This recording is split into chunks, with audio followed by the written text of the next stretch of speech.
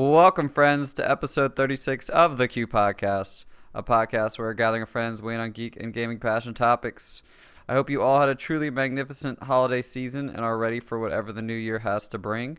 Today is January 3rd, 2016, and my name is Ben Freebrunch Thomas. Joining me today is Patrick Figfire, aka the Pride of Baton Rouge Figaro. What is going on, everybody? We also got Christian C. Monkey Elariaga. I didn't even read that introduction. That was beautiful.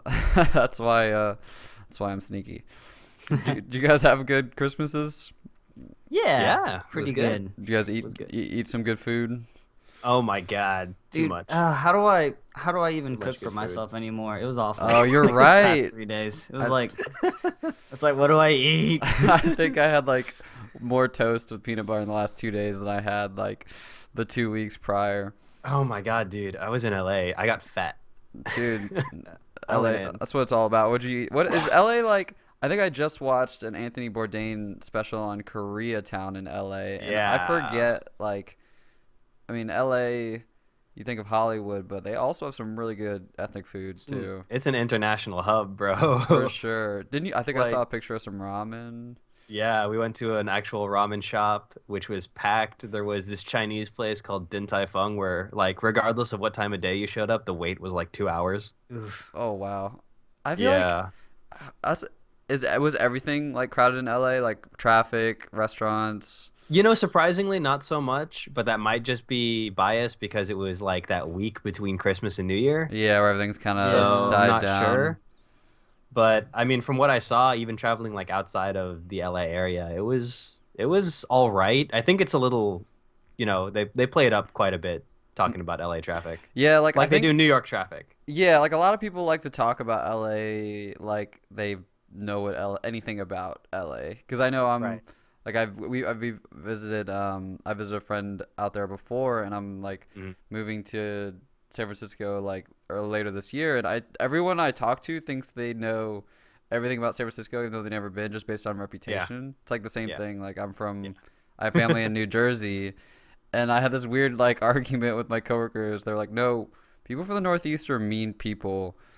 Like just like from the reputation. I'm like, "Well, no, they're just people. Like they have a different culture, but Yeah. it's not like they go home to their families on Christmas and just ignore Lay each into other." each other, Yeah. yeah. I mean, that's just human Yeah. nature. That's not The one unique to thing I can Northeast. say about LA where I thought the stereotype that I went in thinking was particularly true is the aggressive drivers. Like Oh my people gosh, are yeah. mean in LA Did you when they see drive. I the bet. motorcycles driving between lanes? Oh yeah, that's allowed. That's so weird. It's so Yep. unnerving. Yeah, can't they like go up to They the do lane front sharing, of- Yeah, in front of like a stop sign. Mm-hmm. They just drive up through the middle. Yep. Or They even can do like that. on a highway, they can drive between the lanes. Yeah. And I Through think traffic. yeah, I don't like this. I think I'm it's not only comfortable. when there's traffic. I No, don't they're allowed to do it at all times. Yeah, like people are going 70 down. Oh, I just hit my bike. 70 down either lane, and you can be on a motorcycle and just drive right between them. Shit, dude. maybe. 70, nobody goes lower than like 90. Oh my It was a gosh. little scary. Like the cops are going 100, so everybody's going like 90 The behind auto- all the cops. It's our national autobahn. Yeah, it was nuts. And the lanes, like there were like maybe like 10 or 12 different highways in like the downtown LA area that you could get onto, and it Mhm. was so confusing. But I guess Yeah. it's not to them. Yeah, and I think people get like, I'm pretty sure Atlanta is one of the worst places to drive, but you just get kind of used to it. Like the connector and Spaghetti Junction and Mhm. all that can be kind of a nightmare. Yeah. There's like that SNL sketch, reoccurring sketch, The Californians, where like the punchline is them being like, "You take it to the 10 and go under it." Then it's just like that's all they do is just go back and forth talking about like different routes. That's how people could tell I was a tourist when I was talking to my girlfriend because I was out there visiting her. They refer to their highways as like, the 10, the 405, the Yeah. whatever. And over here, we're like, oh, you take I-75 down or They say I-75 south. they say the in front of everything. In front of their highways, yeah. That's interesting. Yep. Yeah. That sounds so like when I'm thinking about doing that for Atlanta's roads, it seems unnatural. Yeah, Yeah, it's like just you take like you take I-85. Yeah, 285 around. 400. Yeah.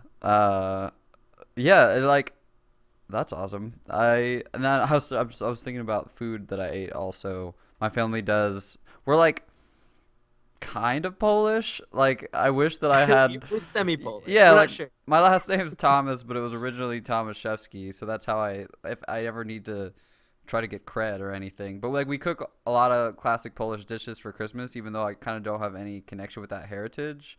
But it's like created a nostalgia and a fun to like our Christmas meals, even though it's not necessarily. I don't know anything else about Poland. Yeah, it's not Just yeah. No, as long as there is a tradition, to me that's what makes Christmas special. And like, Right. I know it's gonna be a long time before I get to eat pierogies again, but that's probably a Worth. good thing. Probably a good thing. Well, we actually haven't recorded an episode in 2 weeks, so we have. It feels weird. Yeah, it's really weird. We got a lot to catch up on. Lots. So let's go ahead and get started with Patrick. Cool. All right. So first thing that I really want to talk about is I finished Amy Poehler's autobiography, Yes Please. I really love that book, and you guys know I love Amy Poehler. Like, I chose my favorite movie / TV to be Inside Out and Parks and Recreation. Mm-hmm. So just a little fanboy over here. But I mean, I it's totally didn't know that was her as Joy. Oh, until yeah. I saw Oh. the credits. I knew it immediately. Her voice it's been ingrained in my mind. But it's a great book. It's full of humor, heart, insider info on like all the people around her. It highlights like her divorce, her kids. Oh, really? It gets that personal?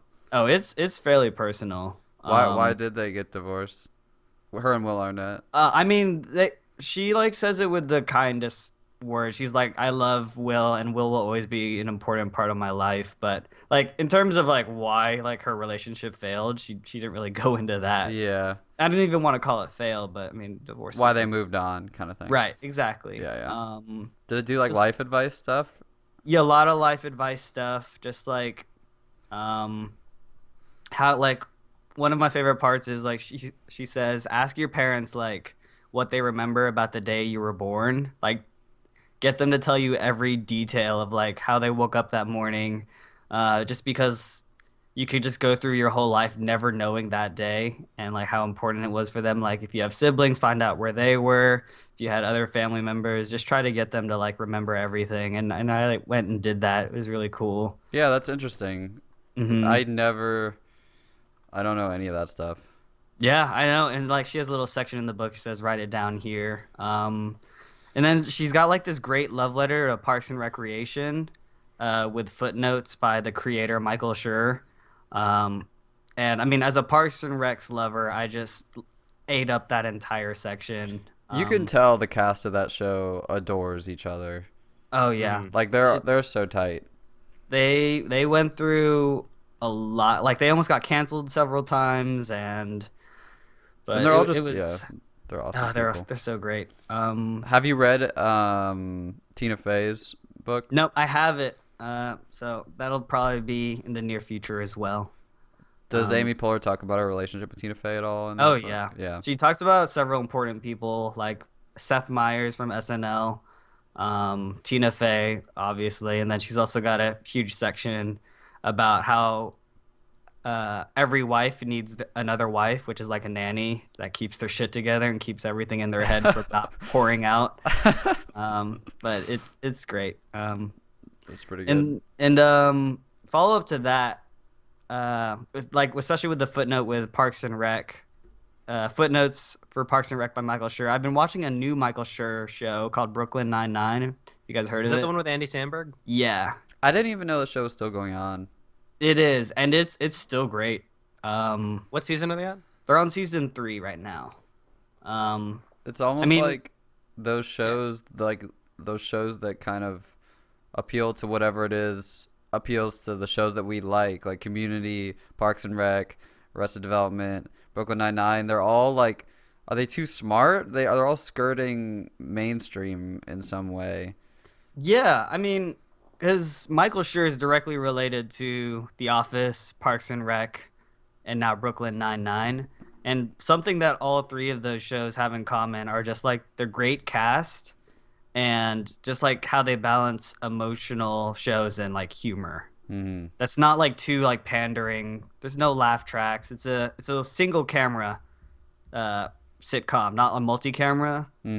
So those always require more work, More character development, more character development, stuff like less situational kind of stuff. And it feels the whole Parks and Rec left in me. Doesn't Andy Samberg do some writing for Brooklyn Nine-Nine?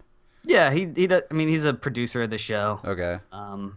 So I'm sure he does some writing for it. But Michael Schur, I think, he's one of the creators. He does a lot of the heavy lifting. Yeah. But all right, and then I've been playing Telltale's Game of Thrones. Rip. That didn't get delayed? What do you mean? I'm joking. Okay. That's a topical reference. We're gonna talk about that. Yeah. We're about to talk about that. Yeah. Spoilers, Ben. Spoilers. I love spoilers for our breaking news that happened like 3 days ago. Oh yeah, like I mean, a lot of people probably don't know, but I mean, anyways, We'll get to it. They might. I don't know. They might. So this is my fourth Telltale game. And if you're worried that I might be getting bored of it, it's false. I'm worried. You don't. Something I talked to you about earlier, Ben, is that it's different because we know the universe and know the characters that we're playing with. The part I like to mention was when you were like talking with Cersei Lannister. Yeah. You like had to be like shifty as hell. You're already tense because you know. So tense. You know how she plays the game. I think that's. Yeah, sorry. Go ahead. Yeah, good. No, go ahead. I think that is part of like the way that Telltale has found so much success is by like really going after these franchises that people are already endeared to. They don't have to do all the heavy lifting of forcing you to care because those games really do live and die by the voice acting and the stories, because I do think the gameplay gets dull. Like it was kind of a novelty when I played the first one, but I do think that some, probably more so people in industry than the actual consumers, are tiring of the Telltale formula. No, I agree, and I do love great stories. Like I love stories in general, storybooks. And so that's why I love these types of games. Also, Game of Thrones in particular got a ton of heat for how long it took to release episodes, because I played the first episode of Game of You remember when I was playing it? Yeah, that was like it was a long time ago. Like over a year ago. Yeah. I think it took like a year for that series of 5 episodes to take place, and when each episode might only be an hour to 2 hours, that can be really jarring. You break it up 5 times over the course of a year. Like I think you played it smart by taking your time. Waiting. Yeah. No, waiting. I think so too, and that's how I've played most of them, except for the only one I even flirted with was Tales, when I had to wait for the last episode to air. And even that was like frustrating. Yeah. Yep. But it's cool. I like it because it changes the way you play. Like when you're dealing with Ramsay Snow, you're like, I know shit's about to like. You can't like reason with that man, so you just like have to take a different approach. He's not to be trusted. Exactly. It's pretty neat. And then finally, a recap of what I promised, guys. Finally. I failed. Okay, I said I would finish Dragon Age, Dishonored, and Telltale's Game of Thrones. I only was able to finish Dragon Age and half of Telltale Game of Thrones. So it's okay, man. It's not your fault. It is my fault. It's not your fault. It is exactly. You're right. It's my family's fault. They demanded I spend time with them. I was like, fuck off, guys. I'm trying to play Dishonored right now. And they're like, no. I only get to do this once a year. Exactly.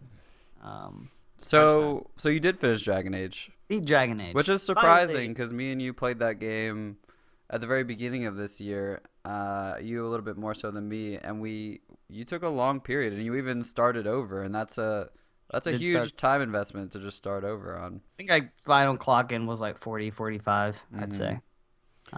What do you think captured you? There are people who do that, though. Yeah, there are.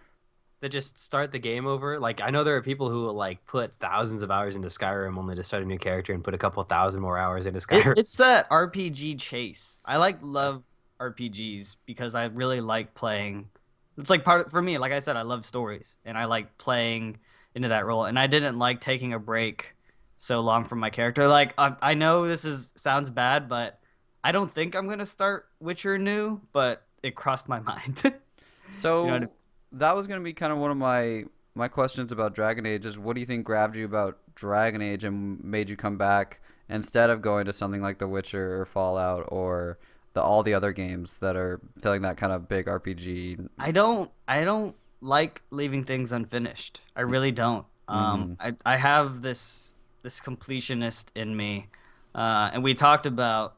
I was looking at Colin Moriarty's and Greg Miller's trophies list. And I was like, "Fuck, they did it. They like went out and they finished this game. That's why I finished Syndicate. That's why I finished whatever X, Y, or Z." And so that is honestly why it wasn't as much the gameplay, and the story was great, which is why like it helped that I finished it as fast as I did. Yeah, But 45 hours. That's so fast. Speed run it, bro. Speed run. That's Yeah, neat. It And was same thing okay. with Laura Croft as well. Lara Croft as well. So it wasn't something that like the gameplay was fine. It was okay. Like the game was okay. It wasn't. The story was way better than the gameplay. I got pretty overpowered towards the end, so it was just As like is natural in an RPG. yeah, exactly. You just like I I love started that. building like net RPG trees for all my characters, and then they just started demolishing everyone. I loved in Shadow of Mordor when you hit that Super Saiyan level. Oh, you were just like, how do I want to fuck with people? Yeah, you just turn every single orc onto your I am a side. god. And Yeah. let them fight for you. Exactly. Nice. But that was pretty much all I had. Ben, what'd you have going on? I had a smorgasbord of games. I did this thing. The Steam sale happened. I bought probably like happened. 6 to 8 games, and I have this week, or maybe a little bit less, to catch up on all of those key mark. I made that word up, but those trademark releases throughout all of 2015, and I've been listening to like all of my favorite podcasts are doing their yearly recaps, their Game of the Year awards. I'm reading a lot about some critics who I respect's reflections upon the year, and I really wanted to just get a taste of a lot of these games that I was missing, and some of these were back from like 2013. So the first game that I started and finished was Gone Home. Have you guys heard of Gone Home? No. So Gone Home was the original walking simulator, to my knowledge. I think it came out like right around the same time that Telltale's games were coming out. It was way before the kind of Everybody's Gone to a Rapture, like all these games past that have been inspired by it, where it's an adventure game, not a point and click, where you walk Right. through a small area and inspect elements and have the story delivered to you in that way. And Gone Home was I think it was a lot of people's, it was a huge success. It was PC only, 2013, and it's about this girl who comes back from a summer abroad in Europe, or a year abroad in Europe studying, and she gets dropped in the aftermath of all of these events that her parents and her younger sister had gone through, and it's told through the story of her younger sister's diary, and a lot of these items and clues that you find in their house, which is abandoned, and you're not sure why. Mm-hmm. It deals with really heavy themes. I like really mature forgiving things like being young and gay and marital issues and loneliness. And it's about, I finished it in about 2 hours. It was really extraordinary. It has some interesting twists and some like a story that really stunned me in ways I don't even want to expand upon because I don't want to give anything away. But it's not what you would expect. And the game misleads you in a lot of clever ways like that. And it's coming out for PS4 in a week. Okay. I don't know what the price point is going to be, but I do think it's worth it for anyone that hasn't played it. I picked it up on a Steam sale for like $5, I think. I don't know that I would pay more than 10 or 15 just because it's only a 2-hour experience and it doesn't really have any replayability. But Sure. it was definitely like a landmark release. I finished Uncharted 1. Nice. I'm looking forward to getting to Uncharted 2. I'm taking a short break, but I did think Uncharted 1 was lackluster. And I realized as I put more thought into it that, like, I had just like within the last year or two, I've played Last of Us and Tomb Raider, which are both like taking the road that The best of yeah, what like Uncharted had yeah, to like offer. which Uncharted did in 2007, 2008, wherever it was create this like new gameplay style, which has exploded and created two of the best games the last 2 years, in my opinion, or 3 years. So it was weird going back. I think it was. You could see where the grassroots come from. Yeah, yes. And I think it's important because I do want to get through the Uncharted Drake story before Uncharted 4, which got delayed. Well, you've got another month. Yes, Exactly. yes. I played Helldivers with you guys. Thank you, Patrick. Thanks Yeah. to Patrick. Yeah. That game was really fun. I don't even know. There's not a lot to say.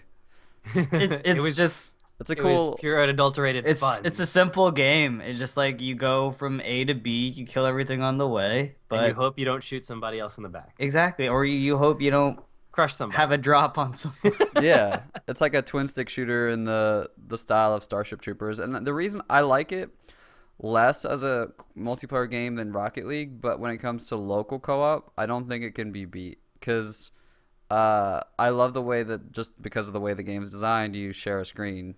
And Yeah. anytime it's on one screen and there's no split screen, that's well executed as a great game. Couch-based gaming.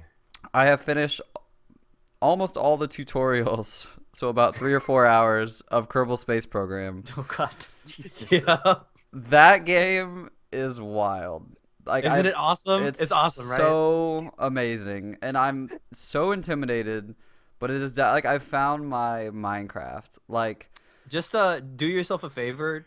Don't visit the subreddit until you get, or maybe you have already. I but have not. If you haven't, don't visit the subreddit until you really get your bindings in place, because it's just gonna discourage you from doing anything. I mean, it's that's how I the feel amount of shit about that people do. Minecraft. Yeah. yeah. It's just- Minecraft's the exact same way. You see people designing circuitry and building Yeah. building Millennium Falcons. Like Kerbal Space Program is the same thing. Like literally, the sky's the limit. That's the best pun I'm gonna have today. And I mean, you could just Um, download packs and packs of mods and things and parts. Yeah, like that game is 3 facets. It's building, so creative building, spaceships, space planes, space stations.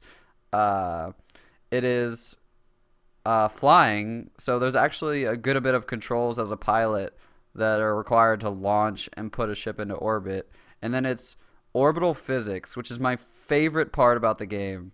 Yep. Because I don't even know.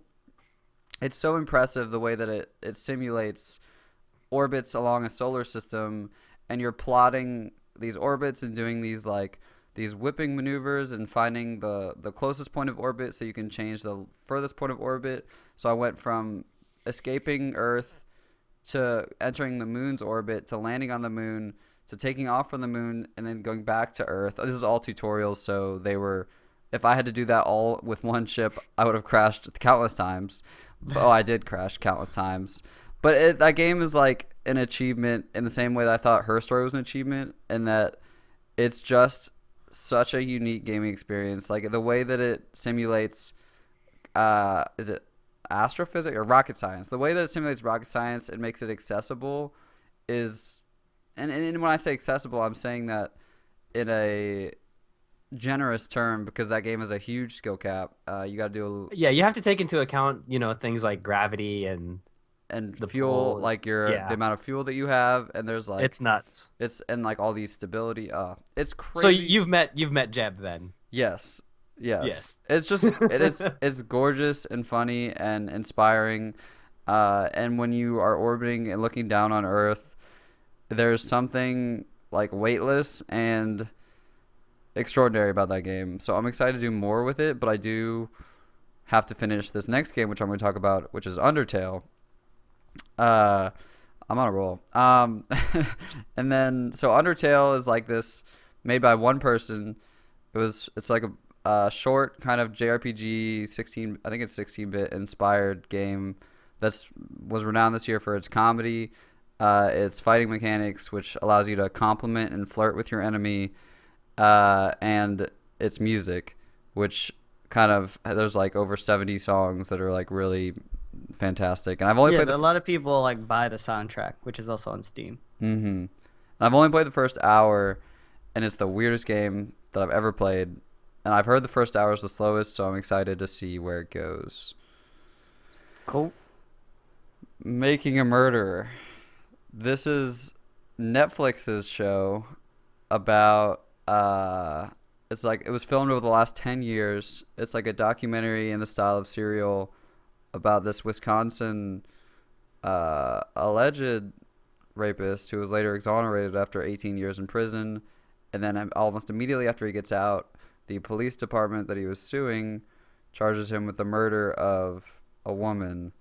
And it is, I think the show's like in the process of exploding, but it is highly depressing and jolting and stirring, and makes you think about class politics in the U.S. and like the role of law enforcement. And it is like 8 out of 10 episodes finished, and it's wild. Like I recommend it to people, but only if you kind of You have the stomach for it? yeah, like it's not fun.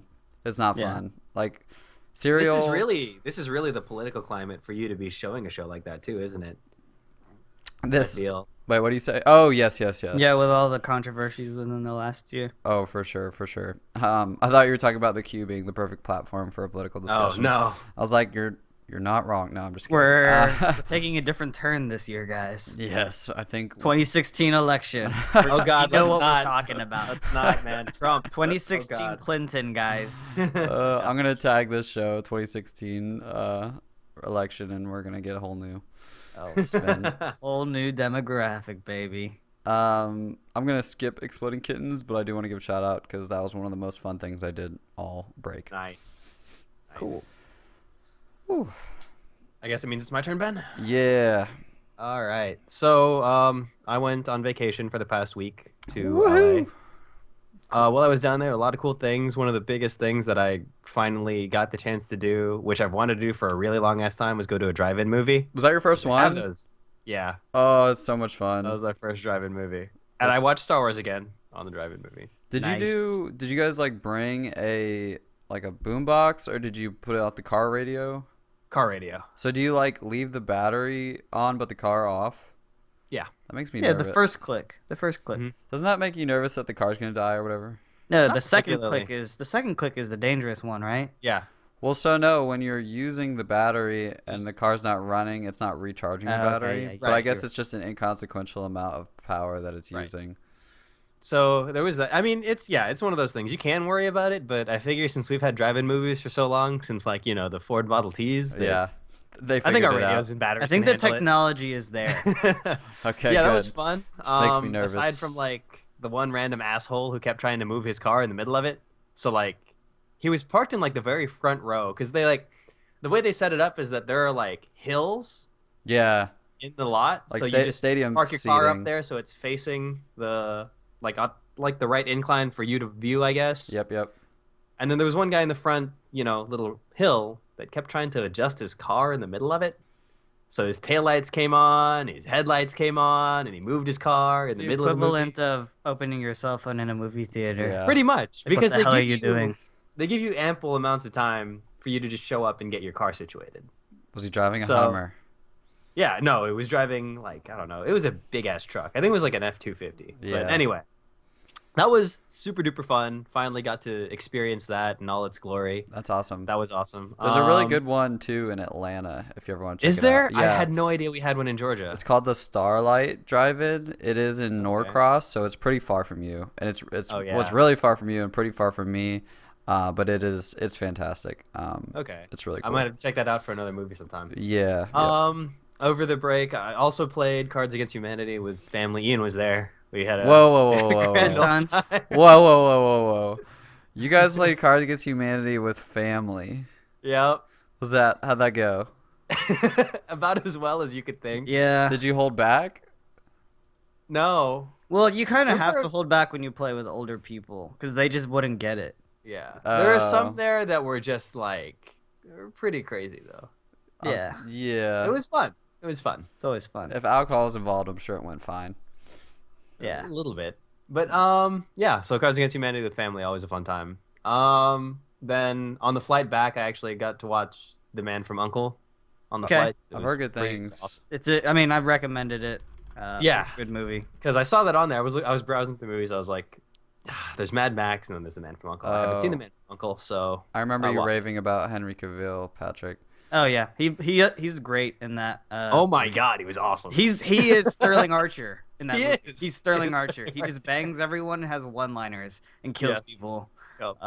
It's awesome. And I mean, I told you when I watched this movie, like I was reading trivia, and he was like, "I'm really glad like they didn't ask me to take my shirt off in this movie. Like he really wanted to demonstrate that he knew how to act, and Because he didn't have to. he didn't have to. He didn't but have to. Army Hammer was also great too. The Russian guy. Yes. He was like a ticking time bomb. You were just like, just chill out, man. Just chill out. Don't kill the guy. Please don't kill the guy. Yeah, I love that movie so much. It's My just favorite Guy part was Ritchie, the, Guy Ritchie dry humor. yeah. I mean, what was the technique when he like slapped that guy on the side of the head? I can't remember what he named that technique. Something. But that was one of the greatest scenes I think from that. Or the like the part where I really got the Sterling Archer thing was the how about another 5 minutes for Henry Cavill with the hotel chick. I don't remember. Uh, It's been a while. but- I mean, you just watched it. I watched it probably like 2 months ago, a month or two. So- Was that one of the free airplane movies? yes, it was. Oh, I love those. Excellent. Yep. I They like- had Mad Max on there too as one of the free airplane movies. Yeah, I'm like all they're right. they're usually on They're ahead point. of the curve. It's Yeah. insane. I think how, it depends. It's insane Like- how like much that can make or break a flying experience. The presence Yeah. of TVs or not. That's like everything. And I think Yeah. those are like kind of standard on plane. Well, I flew 2 different airlines. So I flew American going there, and I flew Delta coming back. And Really? I think it's kind of How standard. did you that set they- that up? What the hell? I use Google Flights. Google Flights. Interesting. Mhm. So yeah, they it seems like it's standard for you to have screens and USB and chargers inside like all of the seats in an airplane now. You think about the Mm. time. I mean, we used to go to the Philippines every other year. Our family. There was a time when like they still had the big ass screen in the middle. Yeah. And you were like, if you fell asleep and like something cool like Die Hard came on, you were just fucked. Like Yeah. you missed it. So now you can select to watch your own individual Mhm. movie. You could play games. Well, Delta had games. yeah. American didn't have games. I think Delta had a better movie selection too. That's just pure opinion. But I mean, hope- it's America's darling. Yeah. Yeah. I For airline. the only time I've had movies on my plane is just whenever the flight is like longer than 5 hours, I guess. Yeah. Did you have it to Baton Rouge, Patrick? Oh no, God no. Yeah, Those are okay. tiny planes. See, like we need to get there as a society. Like all planes should have those TVs. And I mean, like now, when you board a plane and they're doing the whole pre-flight check thing. You know how before it's turn off your cell phones. Now it's like make sure your cell phone is in airplane mode. yeah, they When we don't leave. worry about that anymore. Well, I mean, why would I I don't give a need shit. to watch like a TV show when I could be listening to podcasts like The Q? oh, Oh, that's why you yeah. need you make sure you have your noise canceling headphones on your on Exactly. your jet plane. Very cool. That was fun. All right, let's get to news. We got a lot of room to cover. We do have a lot to cover. All right. You want to take the first one? Right through it. Yep. Square Enix announced in a blog, or director Hajime Tabata released a New Year message confirming the release of Final Fantasy 15 for 2016. So we are all We'll see. very excited. Yeah, I was about to No, say. he says it. He says it. Yeah, but Just because we'll he see. says it. Yeah, doesn't mean shit. I would bet good money that it's 2017. No. Yes. No. he's Now already he had has he's to- already had one disappointment. If that he's got not pushed back to Patrick- 2017. Patrick, 2016. If he's not gonna Final commit, Fantasy 15 is going to be 2016. Persona 5 is going to be 2016. Everyone else needs to shut up. if he's not gonna commit to a month or a date, I have no confidence in his statement. They're gonna save that for E3 or something. They're gonna Like, save To be that- fair, didn't Naughty Dog commit to a month? Naughty Dog committed to fall of 2015. I don't know what happened there. I know Batman was delayed like well over 6 months. The Witcher 3 was delayed like over a year. Last of Us was delayed over a year. Like, guys. You're looking at it all wrong. Okay, like if he says it, why would it not be what he said? It doesn't make sense any other way. Okay. To be fair, I don't think any of those companies were Japanese, so maybe that's the difference. Exactly. The next release date announced is going to be like March 28th of 2017. Stop. Yeah, I don't know. That's good news though, because that's a game that's been like 5 to 7 years. I want to say 5 to 7 Yeah, years. like the last real Final Fantasy they had was 13, and that was for like mid or early PS3. Mm-hmm. And then before that, I don't even know, That 12. was 2000s. That was back then, I think. Oof, fun. Yeah. We're all Shit. ready. My Last body's real one. ready. Because then they released 14, but 14 is more of an MMO. It is an MMO. Did you play the MMO at all, Christian? Yeah, played for a little bit. I've heard that it's pretty. It's actually pretty good. solid. Heard Yeah. decent. It's really good. Yeah. I mean, the only thing is, it's just like any other MMO. It's good if you've got friends playing it. Not so much solo play. Yeah. But there are a that- lot of people who do the solo play just and- to get like recognition. And that one has a monthly subscription too. It does have a monthly. You have to buy the game and then monthly subscription, separate from PS Plus. But you technically don't need PS Plus to play it. So Wait, it's on PlayStation? Yep. Yeah. The MMO one is? yeah. That. Okay. Why would you play? Why would you play it on PlayStation? I don't know. Sorry, Because Patrick. We'll play It's MMO. made by Sony. Yeah, so like good. they're like it's Japan. Japan. Yay! Fans all in. So I don't know. All in the family, I guess. I guess. Moving on. Paragon is shooting for 60 frames per second and mouse thank God. compatibility for PS4. I think it's important because it apparently is crossplay between PC and PS4, so I think they do need to strive and keep those options available. I wonder how they're gonna handle that though. Who's 'cause, gonna I mean, play generally, with a mouse and keyboard on the PS4 though? According to from what they said on a Twitch live stream, they said their quote in-office top player plays on the PC using a controller.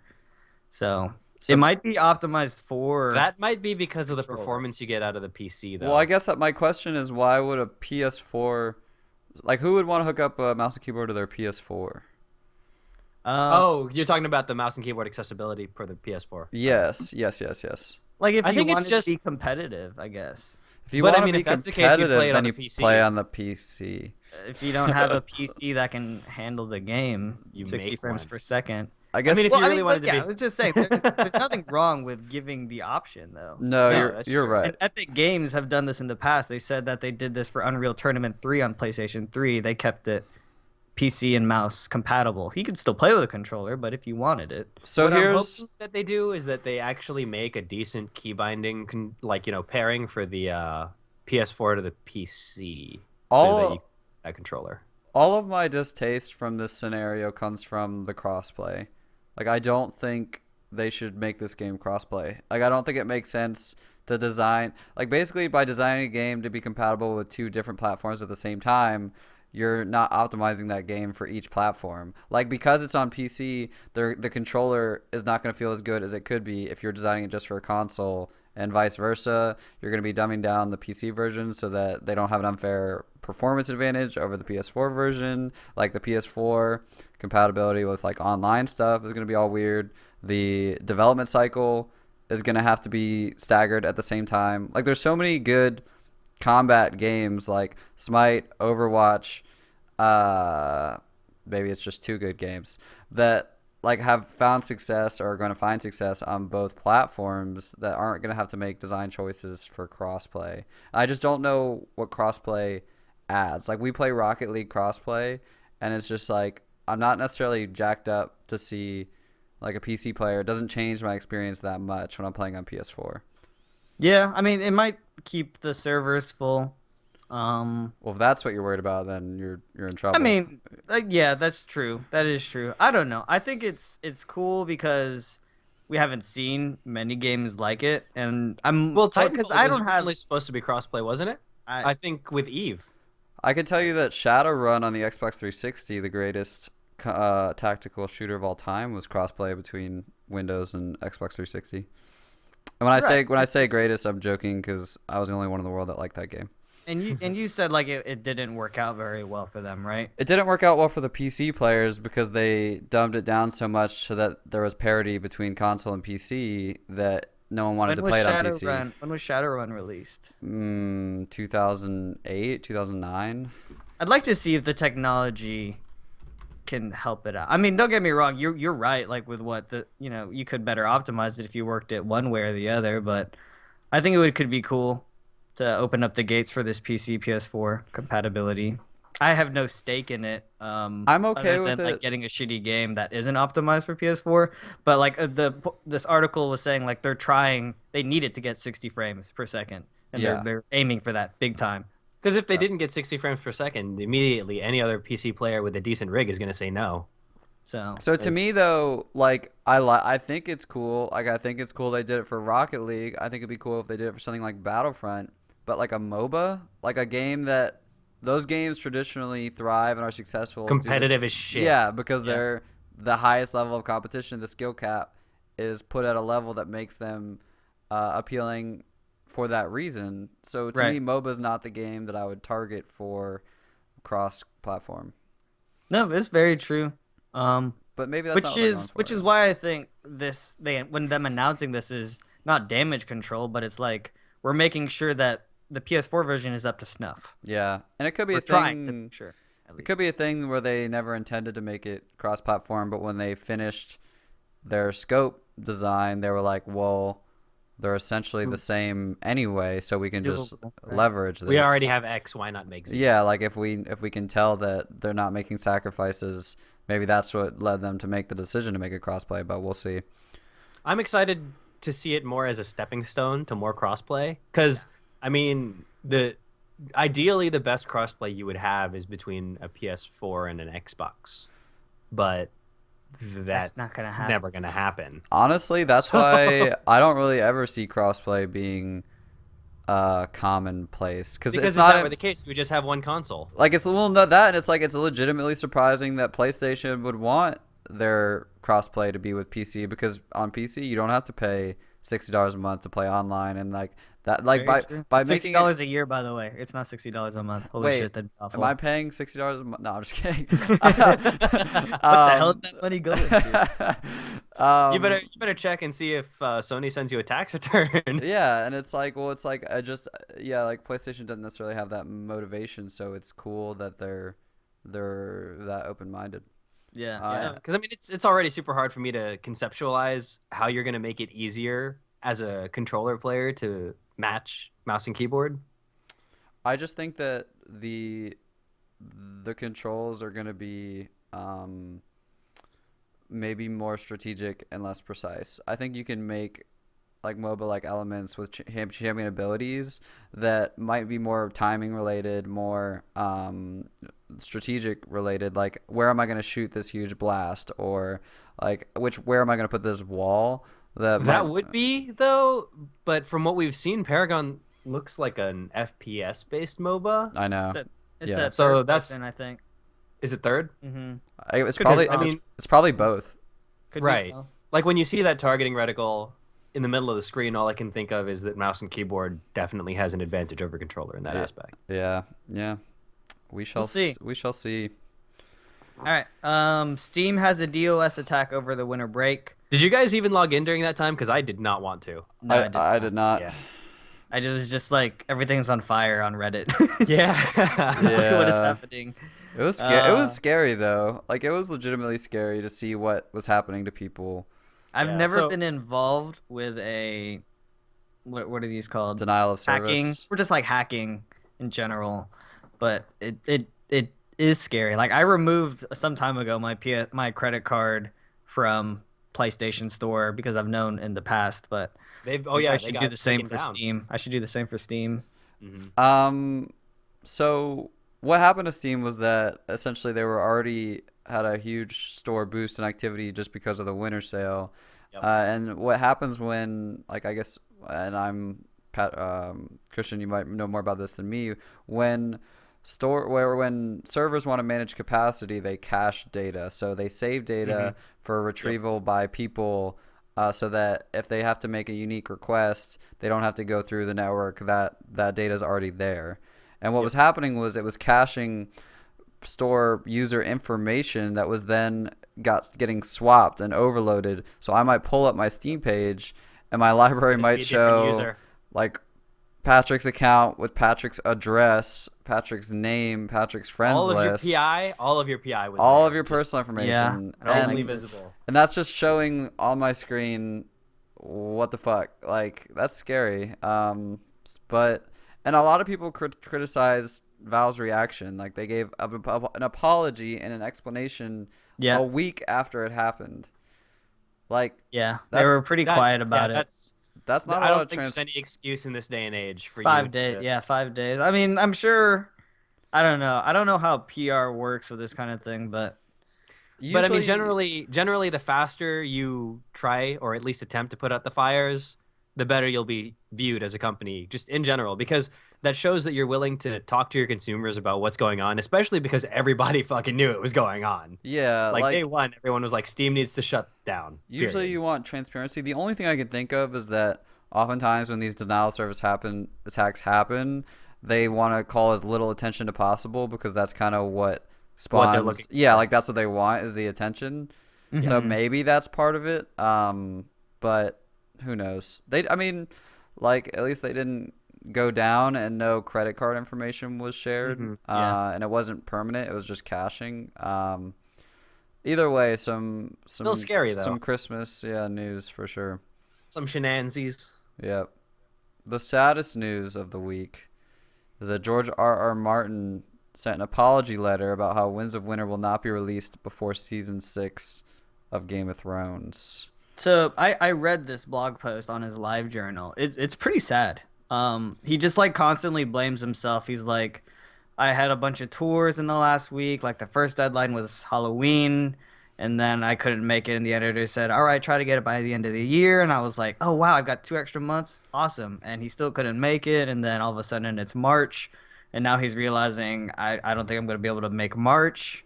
And he's just like beating himself up. It's pretty tough. So I do think it's prerogative to finish the book whenever he wants. And I don't blame him for taking the time that he needs. But I don't have any like sympathy.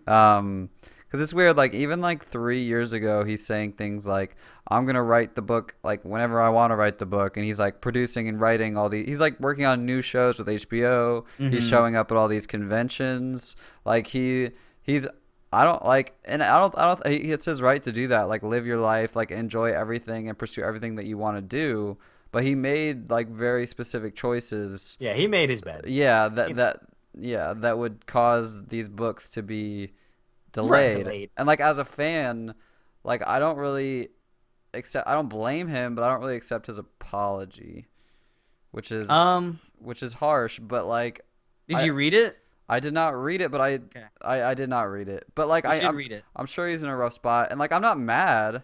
Like I think that he should take his time, and like I would want him to go to all these conferences and enjoy his fans and work on his passions. But I'm not surprised, and like I don't think it's like necessarily like something I just feel bad about. Like, but I don't. I mean, maybe I feel bad for him because he's facing all this pressure. Yeah. But not. Yeah. I mean, he says a lot. Like, I'm not making excuses or anything. I'm just telling you like what's been happening. This is like what the process has been like. But it's pretty good. I mean, he talks about like. He focuses on whether or not watching season 6 will ruin like his books for you, and he says like yes and no. Like they're different entities. Like Andy Weir's he brings in the Martian. He brings in a couple of other examples. Like you can love both of them for different reasons. And the question is, will it spoil the book? I mean, he says, and he answers that. He says yes and no. He's saying like there's a lot of people who died in the show that aren't dead yet, and they might die the same way in the book. They might not. We've always known the show is going to catch up to the books too. Right. Like he still has at least 2 more books to write. Like even if he did kill himself to get this book out, he's definitely not going to be finishing the next book by the time season 7 rolls around. And like, isn't there only one more? There's only one more. He said once that he was going to write 8 books instead of 7. I don't know if that's still going to be his thing. He said he wasn't sure if he was going to be able to fit it into 2 more books. Okay. And I remember we all had a laugh about that because we were like, whoa, like, is he actually even going to be able to write 2 more books? Oh, my God. I mean, yeah, it's like, it's all fine with me. Like, that show is incredible. Like, And like if it wasn't incredible, then maybe I wouldn't watch the show and wait for the books. But I'm okay with those things both existing and competing with each other because of how good the show is. I agree. And he points out a lot of things that in the show that aren't in the books or vice versa. He's talking about like everything that's Greyjoy related. You still have to look forward to that. Just like a lot of the In the people. books? Is that what Yeah. we're talking about? Okay. Yeah, like in the books, like there's a bunch of shit that goes down with the Greyjoys that just hasn't been touched. Do you think he's hinting that it's not going to be touched in the show? He says, "Will they appear?" I'm not saying. He actually says that in. Okay. In I was about to parentheses. say, I was like, oh, like interesting. But I mean, there's a lot of reasons that we'll still love the books when it comes out. They're amazing. Remember, like I remember when Patrick finished the first season and he wasn't sure if he wanted to read the books because the show was so good. Like, because you would be spoiling the show for yourself. Yeah. I mean, to me, that just says something about how good that show is. Yeah. I mean, the show is what got me started on it. Same Absolutely. here. Same. And anyone who didn't get started on those books by the show is hardcore. Like they knew like their shit. In a way Ahead of the curve. Yeah, in a way that a lot of people did not. Like there's a hilarious YouTube video out there about like a guy in like the 90s or the 2000s who's like trying to call up all his friends. He's like, "Did you read The Red Wedding?" And they're like, "No, what the fuck are you talking Yeah. about?" Like he's like, "The Red Wedding, Red Wedding." Everyone's like, "Shut up, dude. No one knows what the fuck you're talking about." And then like fast forward to 2011 or 2012 when it happens. All his friends are calling him. Dude, yeah, the they're Red calling Wedding. him and he's like, "What the fuck?" Oh my gosh. I hate you guys. It's great. Awesome. And then last piece of news is something that I've seen. This is my third Games Done Quick marathon. They happen biannually. This one's Awesome Games Done Quick 2016. It is a 7-day, 24/7 charity speedrunning stream. This year's charity is the Prevent Cancer Foundation. I think last summer's was Doctors Without Borders. I can't remember what the one was before that. This is like, and like. This is to me like one of the most important gaming events of the year. It's super well done. It's just another. I think we've even been on the queue long enough that I've had another chance to talk about this. These games done quick events, but they're incredible. Like the fact that it's all like it's so many amazing things combined. When you're watching speed running, which on its own is a gaming feat and entrancing. You've got commentary. You've got crowd energy. And then, like, while you're laughing with the commentary, watching the technical skill, enjoying the crowd energy, there's tickers of money going up for an amazing cause. Like, you're learning all these cool Easter eggs about all these games of old. It's just like, and it's 24/7 for 7 days. So the production is just a whole feat. It's amazing. Like, I'm going to be watching it at 12 o'clock Central. They're already at like 20. They were at 20,000 at 12 o'clock Central. Yeah, and that It's, was like, absurd. That was an hour and a half into it. Yeah. They've gotten over 1 million every time for a good while now. Awesome. All the charity, all celebrating gaming in the speedrunning community. It's so And it's a group of people. When you think of like charity, you think of like a ball. You know yeah, what I mean? Matt Damon It's in like- a tuxedo. Yeah, he's like guys promoting like, hey, don't give water to these kids and stuff. And this is just like our demographic. Yeah. giving money. Like my dad's not gonna watch Awesome Games Done Quick. You know what I mean? And donate $20. It's like us. You're so right. Yeah, it's like a younger generation being socially conscious. Mm-hmm. People that might not even like they have to buy ramen and they want to give to this cool event. Mm-hmm. It's awesome. Well, our only topic this week, which I'm trying to think of a way to comment that Patrick came up with it before I could, which was that our 2016 New Year's resolutions, and we just thought it'd be a fun thing to do as we start this new year, and we don't really have any kind of structure. Like we can do cultural stuff like games, movies, and TV, personal resolutions in terms of careers and health, and it's just kind of a fun way to kind of do this along with even our listeners, and it's always fun to kind of get this stuff onto paper or MP3 files so that we can kind of reflect on it too as the year goes by. Yeah, and then by like episode 86 or whatever, like 52 weeks later, we can talk about how we met none of our goals. So. Exactly. Well, I mean, our one goal of keeping the podcast going will crash and burn, and we won't even get to do that. No, I'm just kidding. Oh my god. Anyway, It is going to be hard, Ben, with the time change. It for you. is. It's going to be 3 hours back, so it's going to be like you're going to have to wake up really early. You're going to be keeping us up pretty late. If it says anything, I'm not even worried about it. Like we'll make it work. Nice. Yeah, that's a bigger time change, isn't it? 3 hours. Yeah. It'll be only 2 hours for Patrick, so maybe just Christian will get the short end of the stick. I'm just kidding. So who wants to start? Christian, let's have you start. God damn it! I was gonna say the topic, so fuck. Got 'em. Culture resolutions. I mean, just everything, right? There's so much to look forward to for that you're not gonna meet that goal. It's everything. Christian. You're gonna fall short of that goal. I know. I'm just. You're setting yourself. You're supposed to set your goals very low. No, man. I will go big or go home. Right. I will hit everything. You know what would make Patrick really happy right now? If you made one of your resolutions to get a PS4. I know, right? I mean, dude, I don't know, like, if you're a Persona fan, if you're a Final Fantasy 15 fan, if you're a Horizon Zero Dawn fan, I know. Uncharted 4 fan, like, you might need to get a console this year. I might have to. I mean, just to play those exclusives, man. I know.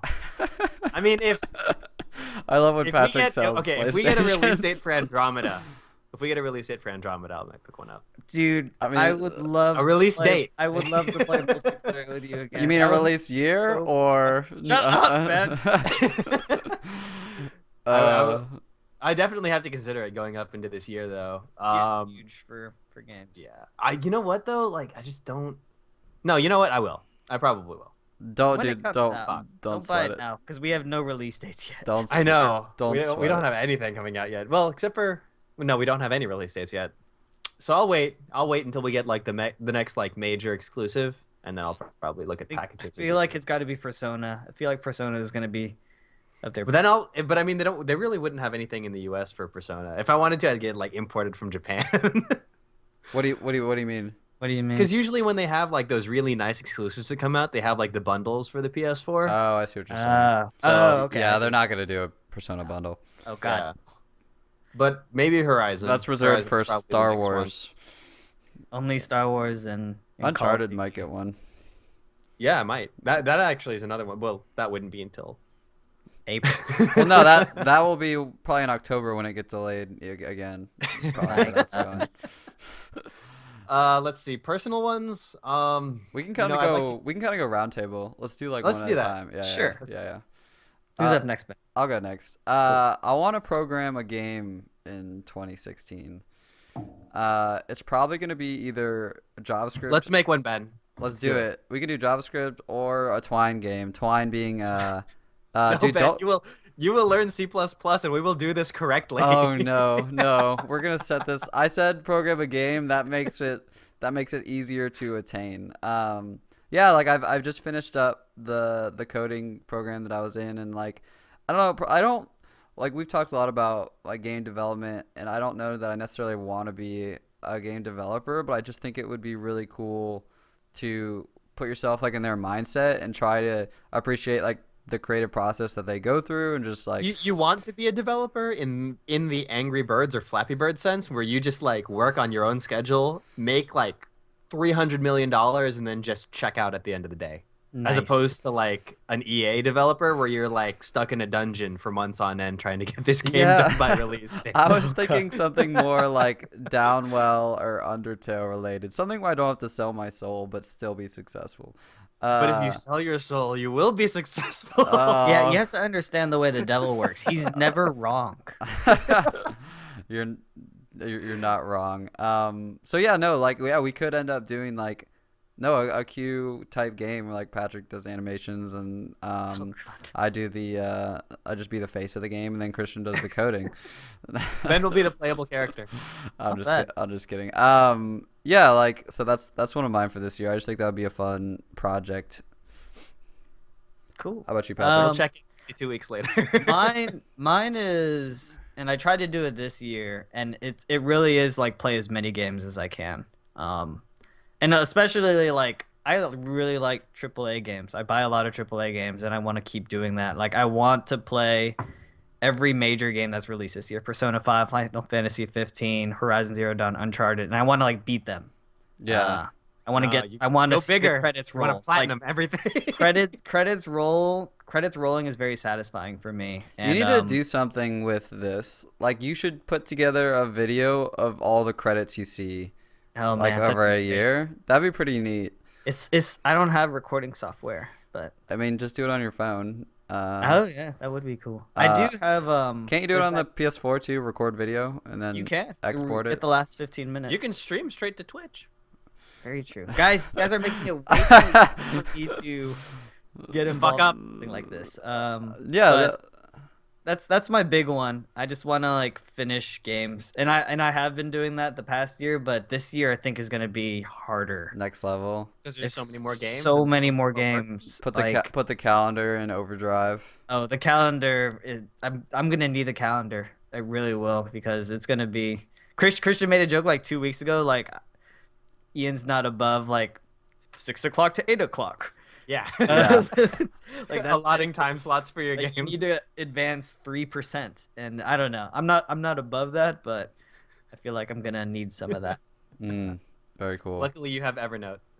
Evernote. Well, I've been using OneNote a lot now. OneNote. OneNote I think might be superior in a lot of think so? aspects.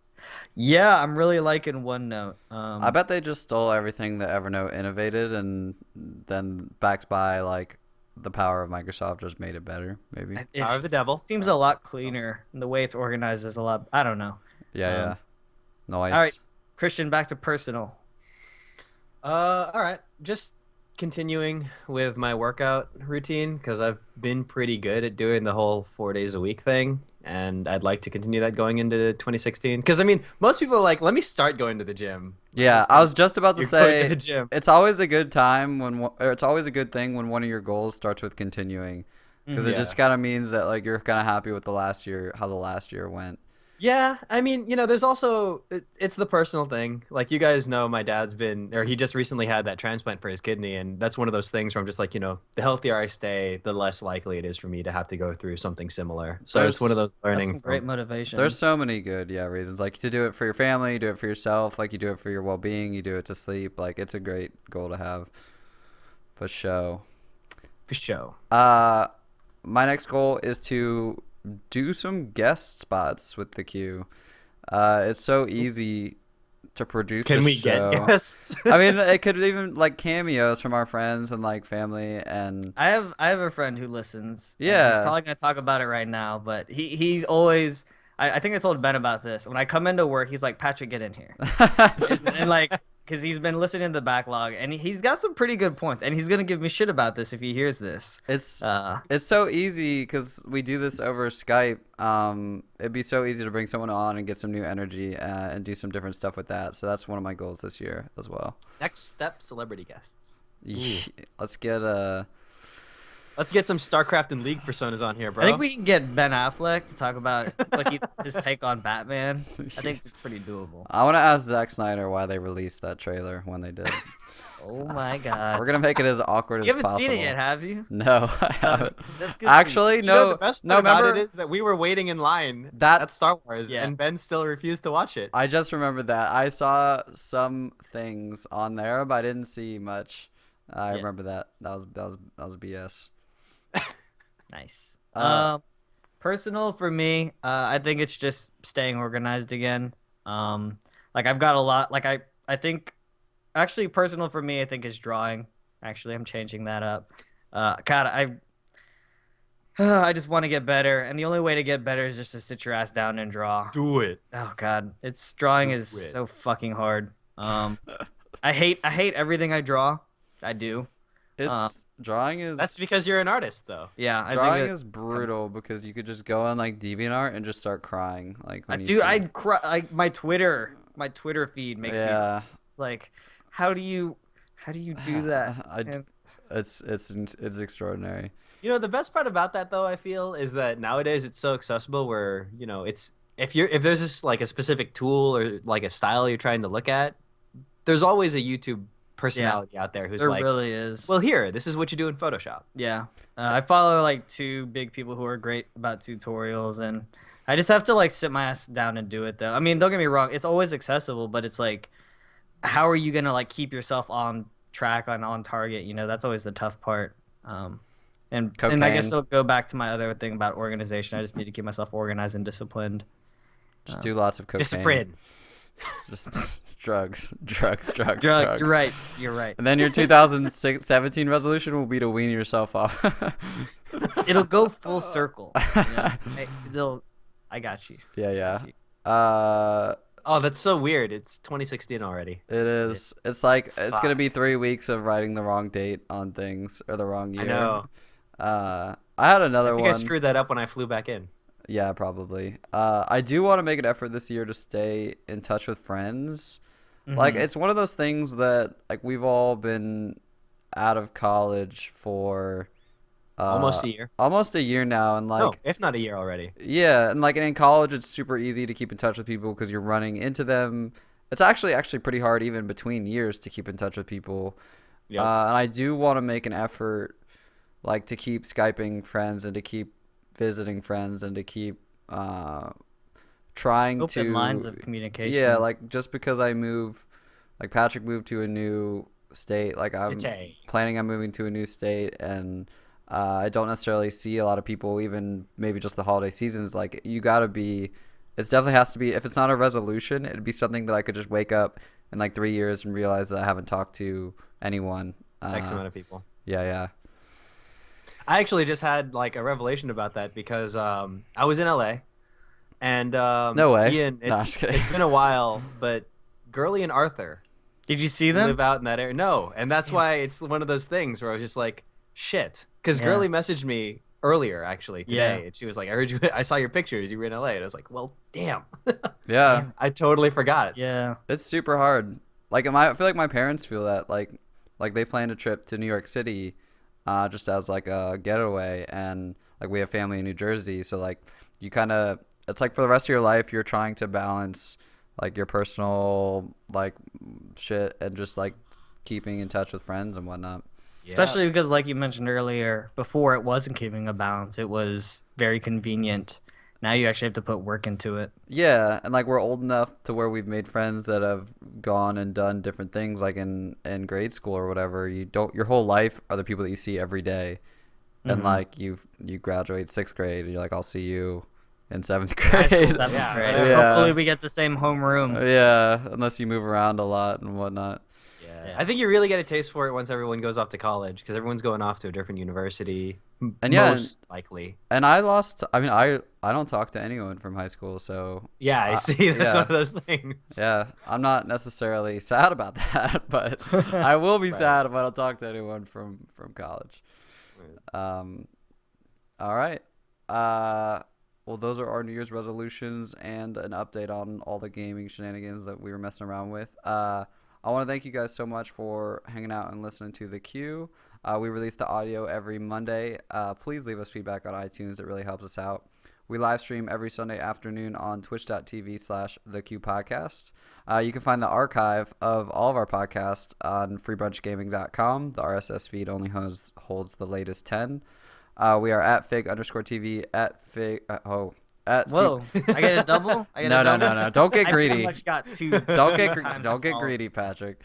At cmonkey2eyes and at freebrunch on Twitter. Take care, everyone. Later, y'all. Peace.